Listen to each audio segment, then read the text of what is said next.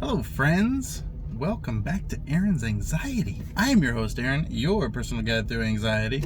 So today we have a video. I have a follow-up on my Lexapro, okay? On my whole shtick, the whole kit and caboodle, if you will. So for a lot of you know that I was on 5 milligrams. I originally started at 10 and I was on 5 for like the last 6-ish months. And then I tried to get off of it because the inhibition levels were kind of getting to me and I need to have drive, okay? So once I tried to get off of it, it was all good for about a week. And then my anxiety, I started having those good old anxiety friends coming back to rear their ugly faces at me again. So, but yesterday I had a doctor's appointment because I've been having a sore throat. And I gotta tell you, I haven't been a very sickly person most of my life, and I have never had strep throat up until 2 months ago. And I've had it 2 times in 2 months. Never in my life, and all of a sudden 2 times in 2 months. So I don't know what I'm putting in my mouth at any given time. Keep your mind out of the gutter. But it is giving me strep throat somewhere, okay? So I guess I need to pay more attention. So, while I was there, I said, hey, as you know, I'm on Lexapro, and it's really kind of throwing me a loop with my inhibition levels. And I told him exactly what I told you guys as far as, yeah, I tried to get off of it, the anxiety came back. And so he says, you're towing the line between a well-driven, anxiety-driven guy and a calm, lazy person. I said, yeah, pretty much. That's kind of the size of it exactly. And I don't want to be like, I don't want to have to struggle to feel the drive to get up and do things like normal. You know what I mean? I don't want that.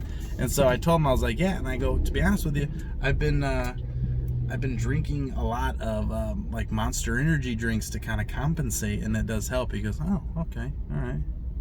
He goes, that's probably not the best. He goes, but that remains an option. And so I asked him, I go, well, what do you think I should do? And so one of my subscribers said, hey, you may think about Wellbutrin. Maybe it's like an additive or something like that. So I didn't do any research because I figured, let's just get it from the horse's mouth. And I said, hey, so what do you think about Wellbutrin? Is that something that I can like add to it? He goes, no, not really.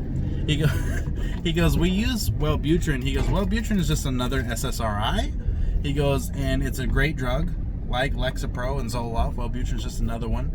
He goes, but we use Wellbutrin a lot for adding to other SSRIs. He goes, they only have so much effectiveness per one. He goes, so say we get to the max effectiveness, say, of like Lexapro, and we just need a little bit more. That's when they'll throw on like the Wellbutrin and say, hey, just a little touch more, just to kind of get that level just right. He goes, so it's really not going to affect, if you're having these ambition levels problems. He goes, it's not really going to help or hinder that in any way. So his recommendation to me was, well, if you're on 5, why don't you just break that one in half? Like you broke the 10 to 5, why don't you break that one in half and go to 2.5? And he looked at me and I thought, I don't know, I guess I never thought of it. I thought 5 milligrams was like the lowest dose to like get into. And he was like, no. He goes, there's people that take 2.5 all the time. He goes, it's fine, take 2.5. He goes, if it seems to be the more Lexapro you're taking, the more problems that you're having with the anxiety, he goes, we can kind of weigh those out between the two. He goes, why don't you try for the next couple months, try to do 2.5 and see how you feel anxiety-wise, and then see where that brings you as far as your motivation levels. He goes, then if you need to adjust back up, then you can go back up, and happy camper. So I was like, this right here, this is why this guy's my doctor. This is why I love him. I, like many anxiety people, have a very good tendency to overthink everything all the time. Literally everything. Oh, should I put my left foot in front of my right foot, or my right foot in front of my left foot when I'm leading? I don't know. Let's play the pros and cons. Let's not. Let's just take the pill. That's my life in a nutshell. I overthink everything. I overthink every conversation I've ever had. So it gets a lot better when you're on Lexapro. It used to be, oh my God, I could see a guy on the side of the road and be like, hey man, I really like your shoes. Those are sweet. Oh, thanks, dude. Yeah, and then I drive away and I'm thinking, oh, did he think I was being condescending to him? Because they weren't that cool. I was just, being nice. I thought they were cool, but they're kind of old. I mean, maybe he thinks I was just being a jerk. I don't know. But no, he didn't. He was like, oh, thanks, man. And had a nice day. I got nice shoes. But that was my shtick before Lexapro. So, not like that no more. Now I'm like, dude, your shoes are the bomb. And he's like, I know, right? Yeah, so we're both not having anxiety. Me and rando guy that I just made up on the side of the road.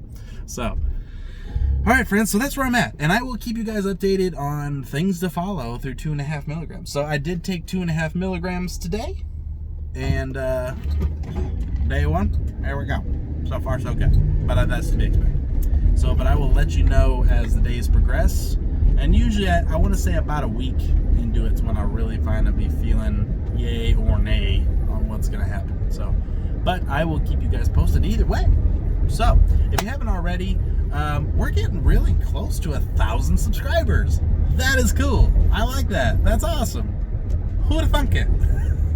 You guys are awesome, and you guys' comments are so supportive and uplifting, and you guys help each other in the comments when you guys have questions for me and I can't get to all of them, because I got like 140 some videos, and I never thought that I would get that many videos online. And I always assumed when I talk to like YouTubers or people that make YouTube videos that, oh, they see it. They see it. They don't always see it. And the reason is because, like right now, and I have a moderate amount of videos compared to a lot of people, but 140, 180, whatever it is, and you got people commenting on a lot of them, not all of them, but a lot of them, it's hard to keep up with everybody. Ooh. I have to hire somebody just to keep up. So, but also, if you haven't already, please feel free to join us on the Aaron's Anxiety Family page. That page is even better than here, because now you get the support, you get the questions, you get answers. You know what I mean? So you get a lot of people saying, hey, this is what I did, this is what happened. So check out Aaron's Anxiety Family group on Facebook. Type in the search Aaron's Anxiety Family. Pa! There's going to be 3 questions. If you do not answer these 3 questions, you do not get in, okay? Because I need to know that you're willing to put forth some effort to get into this group, okay? Okay. I just had a video where I said this. Right after the video, I had 4 people. 4 people that requested without answering the questions. And I'm like, I just said it. What more do you want? So, they didn't get in. So if you got declined and you want to be in it, answer the questions. That's all I ask. It's simple. Help me help you. All right, friends, until next time, I hope everybody's having a great day, and I will see you in the next video. Oh, wait, you're awesome. Can't forget that. You're awesome.